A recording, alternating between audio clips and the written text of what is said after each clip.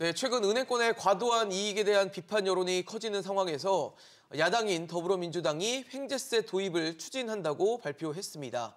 하지만 정부는 일단 신중한 입장을 보였는데요. 이 정치권의 목소리 먼저 들어보시고 본격적인 토론 시작해보도록 하겠습니다. 국민의 고통을 담보로 막대한 이익을 낸 기업들에게 최소한의 사회적 기업 고통 분담을 함께 해달라는 것입니다. 환경이 좋아서 돈을 많이 벌었으면 그거는 역시 기존 누진적 세금 체계를 통해서 내는 것이 옳다. 전혀 고려하자고 있지 않습니다. 네, 지금 보신 것처럼 민주당이 횡재세 법안을 발의했는데 그 내용을 보면요. 초과이익, 그러니까 일정 기준 이상의 이자 수익을 냈을 경우 이 초과이익의 최대 40%를 넘지 않은 범위에서 부담금을 징수하는 내용이 담겨져 있습니다. 글쎄요, 횡재세 계속 뜨거운 논란이 되고 있는데 어떻게 의견을 갖고 계신지 여쭤보겠습니다. 이민환 원장님 어떻습니까? 횡재세 네. 지금 그동안 사실 뭐 어떻게 해야 되냐 말은 많았는데 네. 이렇게 어떻게 보면 당에서 민주당 특히 제1야당이기도 하고 지금 절대 다수 의석을 차지하고 있는 당에서 이렇게 법안을 내놓다 보니까 이제 정말 구체화되는 것인가에 대해서도 좀 봐야 될 것 같거든요. 필요하다 보십니까? 네, 횡재세는 좀 역사는 좀 오래됐는데요.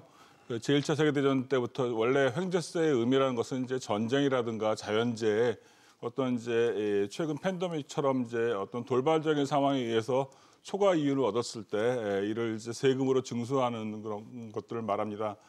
그래서 이제 최근에는 이제 우크라이나 러시아 전쟁으로 인해서 이제 이 석유 가격이 폭등하고 그래서 정유사들한테 이러한 이제 초과 이윤세라고 보통 얘기를 하는데 그런 세금을 징수하는 것들이 이제 최근 사례로 들 수 있고 예. 이제 은행이나 이런 이제 금융기관에 징수한 것들은 이제 이탈리아의 최근 이제 예를 들 수 있습니다. 그러나 이탈리아의 사례에서 이탈리아 같은 경우는 이제 1년 한시적으로 2023년 한시적으로 이제 세금을 이제 도입을 했는데요.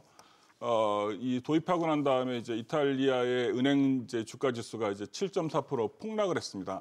그러니까 그래서 이제 이탈리아 정부도 그런 상황에 이제 당황을 하고 원래 예상했던 것은 이제 뭐냐면 이제 2021년 기준으로 10% 이상 이제 이윤이 발생을 하면 거기에 대해서 40% 세금을 징수하겠다고 이제 언급을 했었는데 그걸 이제 상당히 낮췄습니다. 그래서 이제 위험 가중 자산에 대해서 0.26% 이렇게 상당히 낮췄죠. 그러니까 네네. 이제 그런 이제 시장의 충격들을 이제 완화하기 위한 조치들을 이제 취했고요. 그러니까 실질적으로는 사실은 이제 은행들은 이제 금융 안전망에 속해 있기 때문에 시장에 미치는 충격들이 상당히 큽니다. 그러니까 네. 이제 일반적인 이제 정유 산업이라든가 이런 다른 산업과 다르게 이 금융 산업이라는 것들은 사실은 이제 시장에 미치는 영향들이 크기 때문에 이러한 도입들은 상당히 이제 신중해야 된다는 그런 생각들이 들고요. 네. 그렇기 때문에 이제 기본적으로 이제 여러 가지 이 세금이나 이런 것들을 도입할 때는 금융산업에 도입할 때는 좀 신중을 기해야 한다는 것이 제 생각입니다. 물론 이제 은행들이 이제 과다하게 이윤을 얻고 있다는 것은 이제 저기도 동감을 하지만요. 예.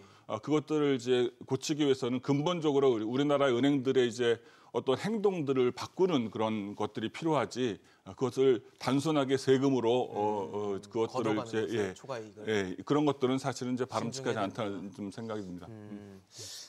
최현동 의원님 지금 민주연구원 또 계시고 이런 법안도 제가 알기로는 민주연구원과 같이 논의가 돼서 나온 걸로 알고 있거든요. 네네. 뭐 이렇게 발의하게 된 이유가 있을 것 같아요. 네. 그러니까 횡재세가 필요하다는 이유를 말씀하시는 것 같은데 이제 횡재라는 게 말 그대로 바람이 불어서 이제 과일이 떨어진 거죠. 근데 그 과일을 은행이 어떤 혁신 노력 없이 그냥 주워간 거죠. 근데 그 혁신 이익이 없이 그러니까 횡재 이익인데 그 규모가 너무 크다는 거죠. 2020년에 41조였는데 그 후에 46조, 그 후에 56조, 그리고 올해는 60조가 예측이 되고 있어요. 그러니까 이자 순이익이 2020년에 41조였던 것이 2023년에 60조, 거의 이제 50%가 늘어나는 정도로 그렇게 보고 있습니다. 그러니까 누가 봐도 횡재죠. 근데 우리 국민들이 거기에 대해서 화를 내시는 이유가 바람을 맞은 거는 국민이거든요. 국민들은 그 바람을 세차게 다 막고 있어요. 맞아요. 그 돈이 또 내 돈이에요. 대출금을 냈던 내 돈이고. 그런데 그러면 그 바람을 국민이 피하면 되지 않냐라고 할 수 있는데 문제는 은행권 자체가 이제 독과점 구조예요. 그래서 국민들은 이 바람을 피할 수가 없어요. 그래서 국민들이 그 바람을 조금이라도 피할 수 있게, 그러니까 바람 맞은 국민들에게 조금이나마 도움이 될 수 있게 만든 게 이게 민주당의 이번 횡재세고 이제 실질적으로는 부담금 형태로 네네. 그렇게 이제 발의를 하게 됐습니다.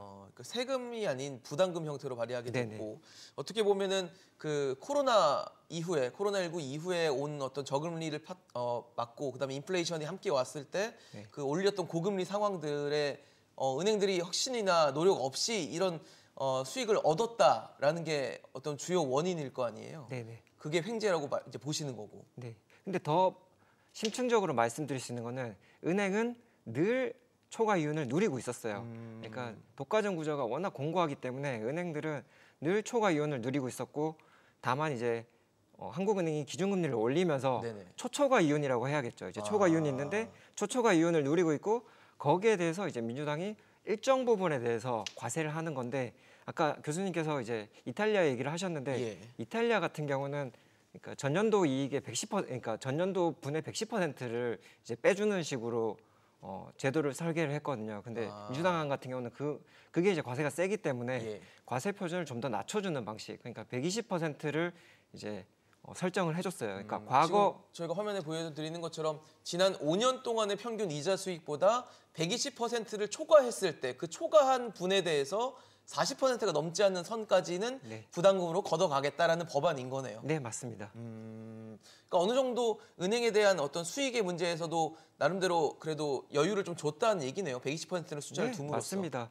그러니까 2022년에도 이미 횡재를 맞았어요. 네네. 근데 2022년도 과거분에 포함되기 때문에 그 과세 표준을 낮춰주게 돼요. 그래서 세금을 낮춰주고, 만약에 또 내년에 과세를 하게 되면 2022년 횡재분, 2023년 횡재분이 또 이제 과거분으로 포함이 돼서 네네. 과세 표준이 또 낮아지기 때문에 결국에는 횡재세도 2년 정도, 올해, 내년 그렇게 이제 유효하게 과세가 될 것이다. 그렇게 말씀드릴 수 있겠습니다.